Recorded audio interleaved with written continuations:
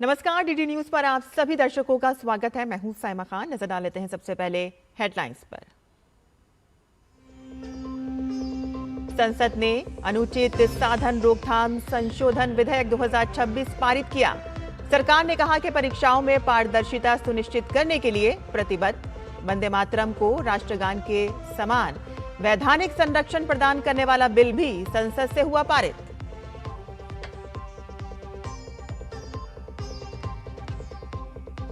परीक्षा संशोधन बिल पारित होने पर प्रधानमंत्री ने एक वीडियो संदेश जारी किया। कहा कि पेपर लीक माफियाओं को नहीं छोड़ेंगे। परीक्षा प्रणाली को मजबूत और पारदर्शी बनाने का संकल्प दोहराया।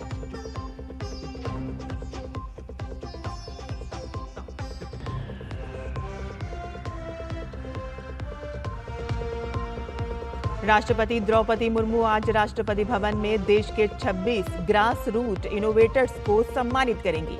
अटल इनोवेशन मिशन के तहत देश भर से चुने गए हैं ये इनोवेटर्स।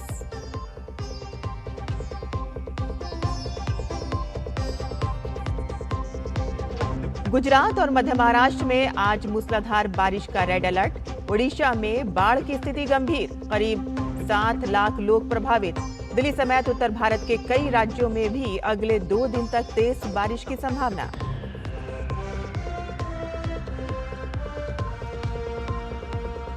पाकिस्तान के बलूचिस्तान में कोयला खदान में विस्फोट, करीब 32 खनिकों की मौत, 10 अन्य खदान के अंदर फंसे। रेस्क्यू ऑपरेशन जारी।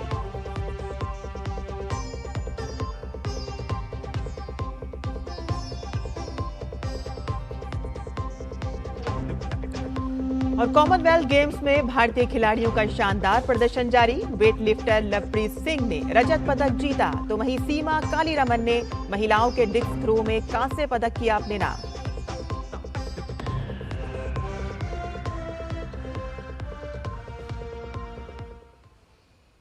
और अब समाचार विस्तार से। संसद से अनुचित साधन रोकथाम संशोधन विधेयक 2026 पारित हो गया है। लोकसभा के बाद कल राज्यसभा ने भी इस विधेयक को ध्वनि मत से पारित कर दिया।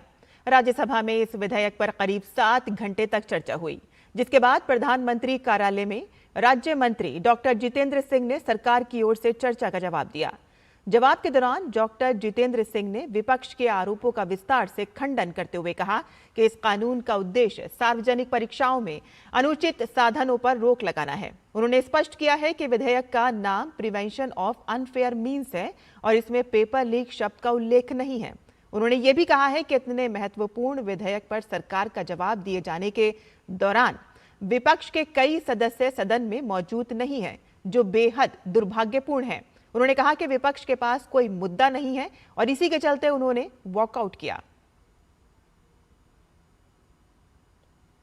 It's unfortunate that many of the honorable members who were most vociferous in raising objections have chosen to walk out when their issues or their points were to be responded. This is an issue which has stake with every parent of this country, every family of this country, rather every citizen, because these young children are our huge investment for what Prime Minister Modi describes as Viksit Bharat of 2047. There were some data mentioned which did not exist. Like, for example, it was said, and it was said today also, that 152 paper leaks, and yesterday it was said affecting 765 crore children. Now, I don't know where the source is. Unfortunately, today this number was also cited by the leader of opposition. So they have not been able to authenticate where they got from 152 leaks. संसद के monsoon सत्र में एक तरफ विपक्ष के हंगामे से लगातार 8वें दिन भी प्रश्नकाल नहीं चल सका, तो दूसरी तरफ सरकार ने अपने विधायी एजेंडे को आगे बढ़ाते हुए एक और अहम विधेयक संसद से पारित करा लिया। राष्ट्रीय सम्मान के प्रतीकों को कानूनी संरक्षण देने से जुड़े इस विधेयक पर सत्ता पक्ष और विपक्ष के बीच तीखी बहस भी देखने को मिली और इस बिल के माध्यम से राष्ट्रगान की तरह राष्ट्रगीत वंदे मातरम को भी समान सम्मान देने का प्रावधान किया गया है। लोकसभा में राष्ट्रीय सम्मान अपमान निवारण संशोधन विधेयक 2026 को पारित करने के साथ संसद ने बिल को पारित कर दिया है। इससे पहले राज्यसभा इस बिल को पारित कर चुकी है। प्रस्तावित संशोधन के तहत वंदे मातरम को भी राष्ट्रीय ध्वज और राष्ट्रीय गान जन गण मन के समान वैधानिक संरक्षण देने का प्रावधान किया गया है। इसके तहत वंदे मातरम का अपमान, उसके गायन में बाधा डालना या जानबूझकर अवमानना करना दंडनीय अपराध होगा। विधेयक के अनुसार दोषी पाए जाने पर 3 वर्ष तक की कैद, जुर्माना या दोनों का प्रावधान रहेगा। सरकार का कहना है कि इस संशोधन का उद्देश्य राष्ट्रीय सम्मान और देशभक्ति के प्रतीकों की गरिमा को और मजबूत करना है। बंकिम चंद्र चटर्जी जी जब इसकी रचना कर रहे थे तो उस ऋषि ने कहा कि मैं वंदे मातरम के प्रभाव को देख पाऊं या न देख पाऊं, लेकिन एक समय आएगा इस देश के लोगों के ओठों पर वंदे मातरम का मंत्र होगा। उनके सपनों को आज हमारे प्रधानमंत्री आदरणीय नरेंद्र मोदी जी पूरा कर रहे हैं। हालांकि डीएमके ने इस विधेयक के प्रावधानों का विरोध किया, जबकि बीजेपी ने इसे महत्वपूर्ण बिल बताया है। जो राष्ट्र को समझ नहीं रहे वो आज यहाँ आवाज कर रहे। महोदया जी, मैं आपको बताना चाहूंगा कि यह जो आश्वासन था, यह आश्वासन डॉक्टर राजेंद्र प्रसाद जी का 1950 में कॉन्स्टिट्यूएंट असेंबली में दिया हुआ आश्वासन था कि जनगण मन और वंदे मातरम दोनों एक ही रूप से गाए जाएंगे, दोनों को एक ही सम्मान मिलेगा। इससे पहले लोकसभा में बृहस्पतिवार को विभिन्न मुद्दों पर कांग्रेस समेत विपक्षी सदस्यों के हंगामे के कारण प्रश्नकाल लगातार 8वें दिन नहीं चल सका और सदन को कई बार स्थगित करना पड़ा। हमारे देश के युवा सारे जंतर मंतर में जितने भी इकट्ठे हुए थे, उनकी वो क्या कह रहे थे इसके बारे में आप सबने सुना। ये देश की आवाज है। ये बार बार आखिरकार बिल क्यों लाया जा रहा है? एक तो नारी अधिनियम बिल दोबारा लाया गया, उसके बाद पेपर लीक पे जो अमेंडमेंट्स आए थे ये दोबारा लाया जा रहा है, और आज वंदे मातरम भी दोबारा लाया जा रहा है। छात्रों के जीवन पर, उनके भविष्य पर राजनीतिक रोटियां सेकने का होच्छा घटिया प्रयास कर रहे। एक शब्द भी राहुल गांधी छात्रों की मूल समस्या के हल के लिए नहीं बोले। विपक्ष का हंगामा भले ही लगातार जारी हो, लेकिन सरकार की पूरी कोशिश है कि सदन में ज्यादा से ज्यादा विधायी कामकाज हो सके। शैलेंद्र मिश्र, ऋषि कुमार और नीरज सिंह के साथ अनुज यादव, डीडी न्यूज, दिल्ली। संसद से परीक्षा संशोधन विधेयक पारित होने पर प्रधानमंत्री नरेंद्र मोदी ने सोशल मीडिया पर एक नया वीडियो संदेश जारी किया है और इसमें पीएम ने कहा कि संसद ने एक ऐसा बिल पास किया है कि जो हमारी परीक्षा प्रणाली को और मजबूत बनाता है। पीएम ने परीक्षा प्रणाली में सुधार और पेपर लीक के खिलाफ सरकार के कड़े रुख को दोहराते हुए कहा कि अब पेपर माफिया और पेपर लीक करने वाली गैंग को किसी भी कीमत पर बख्शा नहीं जाएगा। साथियों, विश्वस्त परीक्षा पद्धति, इसके लिए हम लगातार एक के बाद एक कदम उठा रहे हैं। टास्क फोर्स की रचना हो, फास्ट ट्रैक की और रचना हो, राज्यों के सुझावों को ध्यान में लेना हो, क्योंकि पिछले कई दशकों से हर राज्य और केंद्र सरकार इस प्रकार की पेपर लीक की परेशानी झेल रहा है। बच्चों के भविष्य को भी इसके कारण संकट पैदा हो रहा है। इन सब को ध्यान में रखते हुए देशव्यापी सभी राज्यों में भी और केंद्र में भी शिक्षा पद्धति में सुधार अनिवार्य हो गया है। टेक्नोलॉजी के भरपूर उपयोग की आवश्यकता हो गई है और साथ साथ फिर से कोई पेपर माफिया, पेपर लीक करने वाली गैंग, देश के बच्चों के भविष्य के साथ खिलवाड़ करने वाली गैंग, उनको बख्शा नहीं जाएगा। इसलिए कठोर कानूनों की भी जरूरत है। हम संसद में बिल लेकर के गए थे और जैसा मैंने आपको वादा किया था, गत 2 दिन संसद के दोनों सदनों ने, अधिकतम माननीय सांसदों ने विस्तार पूर्वक उससे चर्चा की है और आज दोनों सदनों ने इस कठोर कानूनों वाले, प्रावधानों वाले इस बिल को पास कर दिया है। अब विश्वस्त परीक्षा पद्धति की दिशा में जाने में एक महत्वपूर्ण काम पूर्ण हुआ है। काम आगे भी चलता रहेगा। हम ऐसी परिस्थितियों को लंबे समय तक नहीं चलने देंगे। इस विश्वास के साथ साथियों, आइए हम सब मिल करके विकसित भारत के स्वप्न को पूर्ण करने के लिए कंधे से कंधा मिलाकर के चले। बहुत बहुत धन्यवाद। और संसद के मॉनसून सत्र का आज 10वां दिन है। दोनों ही सदनों में अहम विधायी कार्य सूचीबद्ध हैं। लोकसभा में 2 विधेयक, जन्म और मृत्यु रजिस्ट्रीकरण संशोधन विधेयक 2026 और उच्चतम न्यायालय न्यायाधीश संख्या संशोधन विधेयक 2026 चर्चा और पारित किए जाने के लिए सूचीबद्ध हैं। जन्म और मृत्यु रजिस्ट्रीकरण संशोधन विधेयक के माध्यम से जन्म और मृत्यु रजिस्ट्रीकरण अधिनियम 1969 में संशोधन किए जाने का प्रस्ताव है। विधेयक के माध्यम से जन्म मृत्यु रजिस्ट्रेशन के नियमों में बड़े बदलाव होंगे और इसमें प्रस्ताव है कि 2 साल से ज्यादा देरी पर कोर्ट की मंजूरी जरूरी है और साथ ही रजिस्ट्रेशन से पहले दस्तावेजों के सत्यापन की अनिवार्यता, देरी से आवेदन करने पर निर्धारित शुल्क और समय पर रजिस्ट्रेशन को बढ़ावा और फर्जी रजिस्ट्रेशन पर लगाम लगाने की तैयारी की जा रही है। वहीं उच्चतम न्यायालय न्यायाधीश संख्या संशोधन विधेयक 2026 के जरिए उच्चतम न्यायालय न्यायाधीश संख्या अधिनियम 1956 में संशोधन किए जाएंगे। विधेयक के माध्यम से सुप्रीम कोर्ट में जजों की संख्या 34 से बढ़ाकर यहां पर 38 हो जाएगी और इस स्वीकृति की संख्या में CJI भी शामिल हैं। वर्तमान में CJI के अलावा 33 जज हैं। विधेयक का उद्देश्य लंबित मामलों के बोझ को कम करने और मामलों की सुनवाई में तेजी लाना भी है। वहीं उच्च सदन में आज सूक्ष्म लघु और मध्यम उद्यम विकास संशोधन विधेयक 2026 विचार और पारित किए जाने के लिए सूचीबद्ध है। विधेयक के माध्यम से सूक्ष्म लघु और मध्यम उद्यम विकास अधिनियम 2006 में संशोधन किए जाएंगे। विधेयक से ईज ऑफ डूइंग बिजनेस और ऑनलाइन विवाद समाधान को बढ़ावा मिलेगा।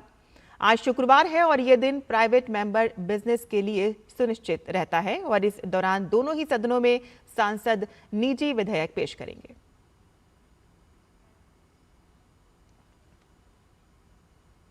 प्रधानमंत्री नरेंद्र मोदी ने पश्चिम एशिया में जारी संघर्ष के बीच मौजूदा हालात और सरकार की तैयारियों की समीक्षा के लिए कैबिनेट कमेटी ऑन सिक्योरिटीज यानी कि CCS की बैठक की अध्यक्षता की। बैठक में पेट्रोलियम उत्पादों, LNG, LPG और उर्वरकों की पर्याप्त उपलब्धता सुनिश्चित करने पर विशेष जोर दिया गया।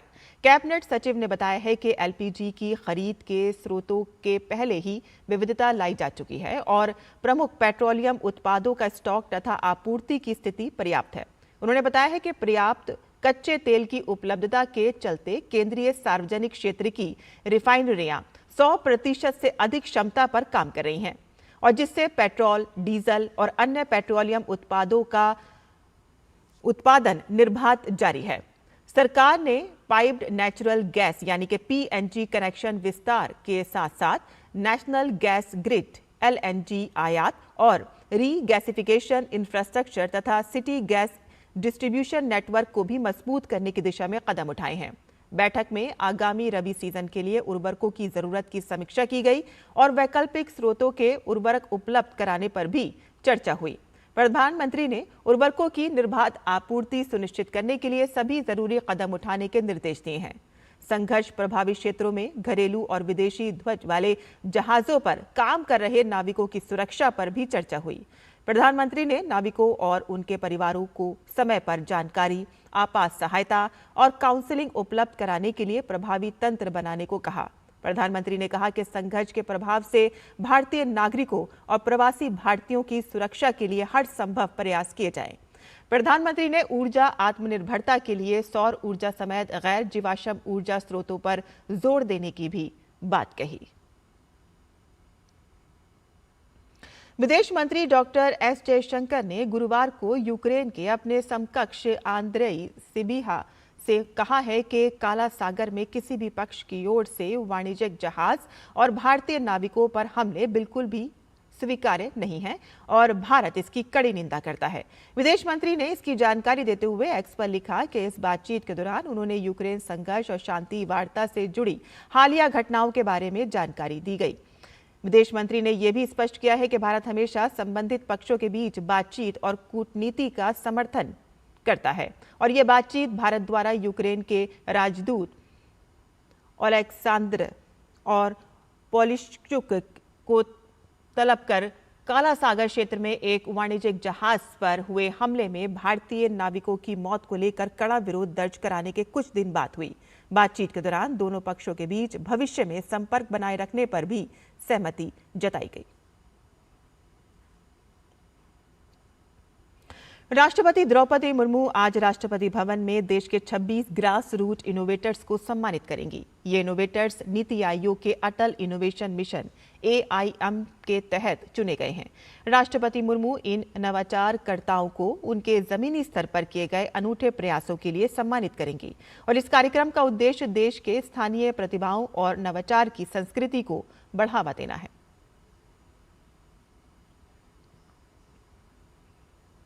और यहां रुकते हैं छोटे से ब्रेक के लिए, हम जल्द हाजिर होंगे। आप देखते रहिए DD न्यूज।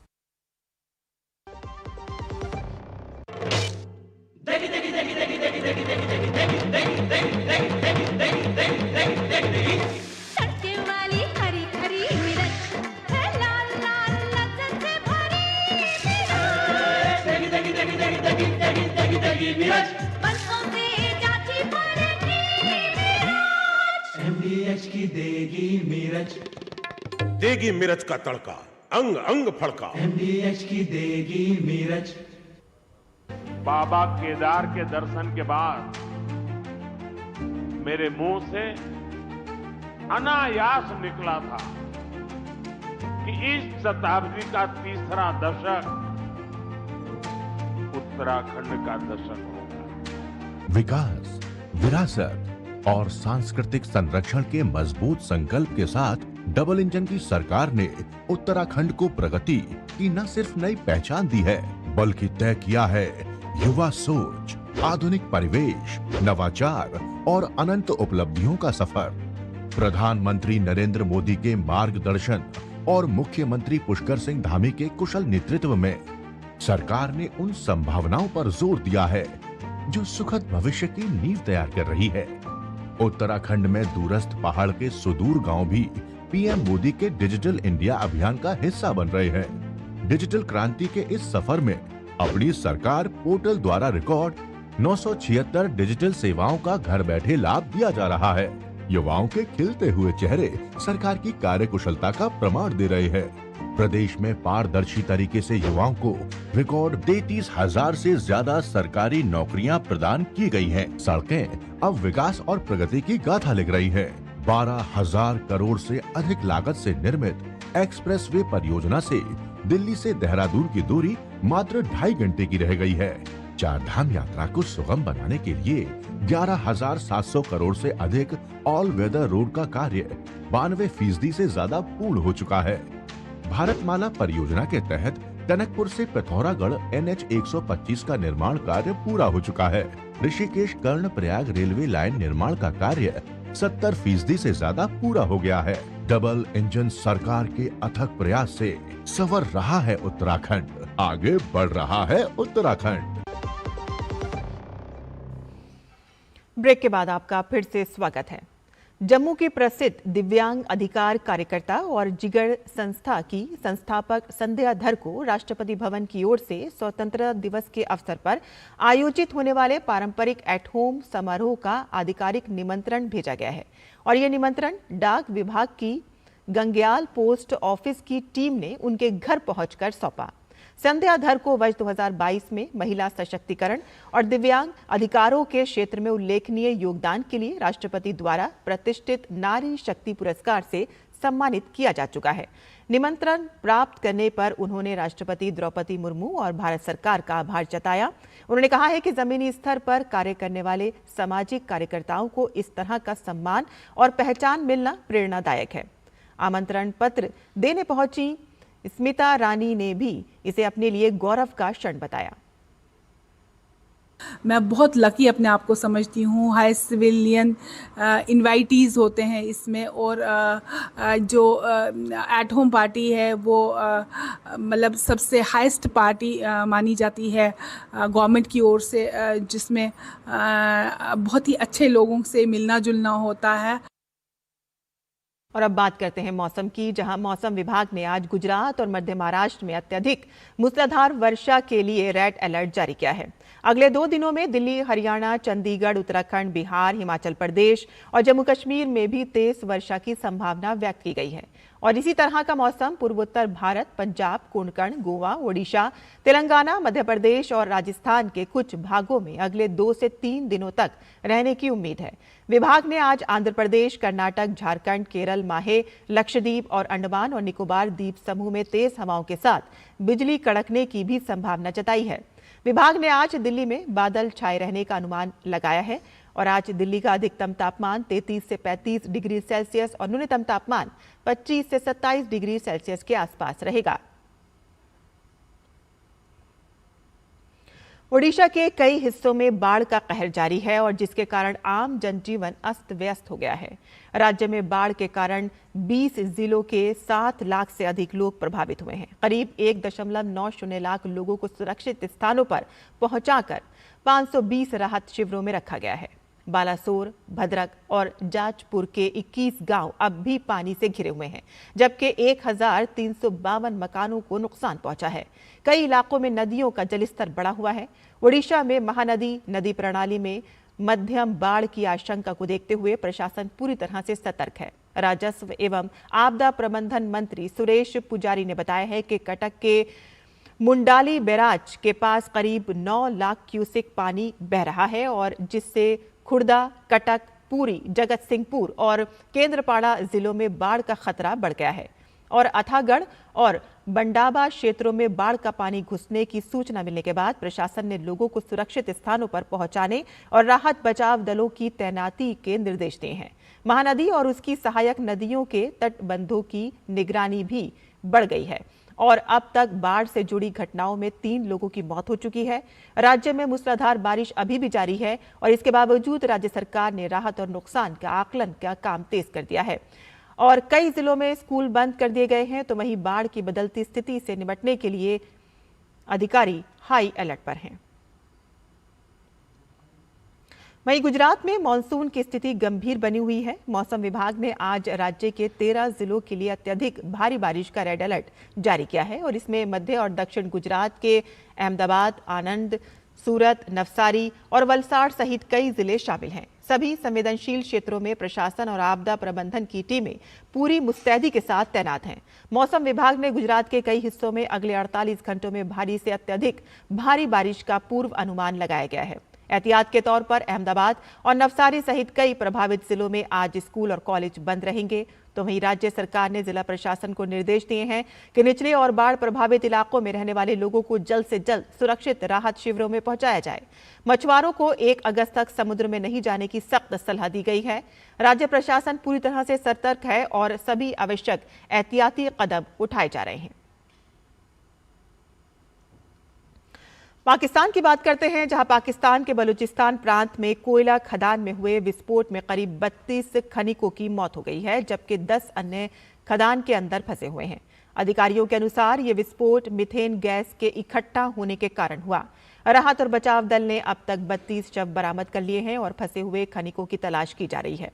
हादसे की जानकारी मिलते ही राहत और बचाव दल मौके पर पहुंच गए हैं। बचाव अभियान जमीन से लगभग 4000 फीट की गहराई में चलाया जा रहा है। जमीन के काफी अंदर होने और जहरीली गैसों के खतरे की वजह से राहत कार्य में रेस्क्यू टीमों को काफी दिक्कतों का सामना करना पड़ रहा है। बलूचिस्तान के खान एवं खनिज मंत्री शुएब नौशेरवानी ने कहा है कि बचाव दल अत्यंत कठिन परिस्थितियों में काम कर रहे हैं। उन्होंने आश्वासन दिया है कि प्रांतीय सरकार बचाव अभियान के लिए हर संभव प्रयास करेगी।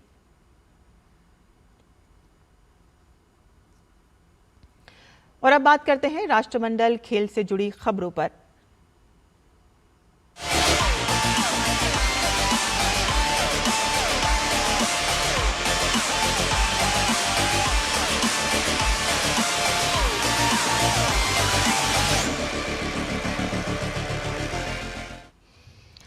राष्ट्रमंडल खेलों में भारतीय खिलाड़ियों का शानदार प्रदर्शन जारी है। वेट लिफ्टिंग में 28 साल के लवप्रीत सिंह ने रजत पदक अपने नाम किया। लवप्रीत ने पुरुषों के 110 से अधिक किलोग्राम भार वर्ग में पदक जीतने में सफलता पाई। 2022 बर्मिंघम कॉमनवेल्थ गेम्स के कांस्य पदक विजेता लवप्रीत ने इस बार अपने पदक का रंग बदलते हुए कुल 388 किलोग्राम का भार उठाकर भारत की झोली में एक और पदक डाला। स्नैच में उन्होंने अपने तीनों प्रयासों में 168 किलोग्राम, 173 किलोग्राम और शानदार 176 किलोग्राम का वजन सफलतापूर्वक उठाया। स्नैच के तीसरे प्रयास में 176 किलोग्राम का भार उठाकर उन्होंने नया कॉमनवेल्थ गेम्स रिकॉर्ड कायम किया। और इसके बाद क्लीन एंड जर्क दौर में लवप्रीत ने अपने पहले 2 प्रयासों में 205 किलोग्राम और 212 किलोग्राम का वजन आसानी से उठाकर कुल 388 किलोग्राम का स्कोर बनाया और भारत के लिए पदक पक्का कर दिया। वेट लिफ्टिंग में यह भारत का कुल 8वां पदक रहा। वहीं ग्लासगो में कॉमनवेल्थ गेम्स में सीमा कालीरमन ने महिलाओं के डिस्क थ्रो में कांस्य पदक जीत लिया है और उनके इस शानदार प्रदर्शन से एथलेटिक्स में भारत के पदकों की संख्या 4 हो गई है। 27 साल की सीमा ने अपने तीसरे प्रयास में 58.66 मीटर की सर्वश्रेष्ठ दूरी दर्ज की। ये उनके 59.73 मीटर के पर्सनल बेस्ट से थोड़ा ही कम था। उन्होंने अपने ही देश की निधि रानी की कड़ी चुनौती को पीछे छोड़ दिया, जो 57.10 मीटर के साथ चौथे स्थान पर रही।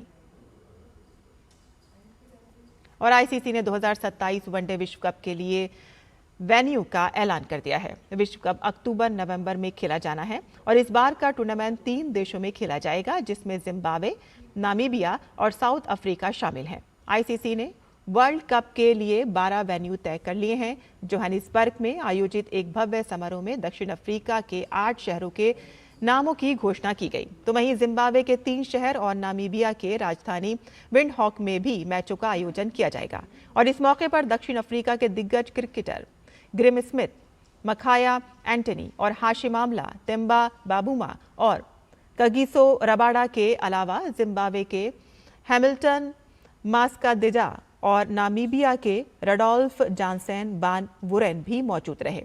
और इस बार विश्व कप का फॉर्मेट बिल्कुल अलग है। टूर्नामेंट में 14 टीमें हिस्सा लेंगी। पहली बार विश्व कप में सुपर सीरीज लाया गया है। सुपर सीरीज में 3 टीमें आपस में भिड़ेंगी और फिर पहले स्थान पर रहने वाली टीम अगले राउंड में पहुंच जाएगी। 12 टीमों को 2 ग्रुपों में बांटा जाएगा और इसके बाद सुपर 7 होगा और जहां सभी टीमें एक दूसरे के खिलाफ मुकाबला खेलेंगी। और इसी के साथ ही हमारा ये बुलेटिन यहीं खत्म होता है। आगे आप देख सकते हैं हमारा मॉर्निंग शो नया सवेरा। मुझे अनुमति दें। नमस्कार।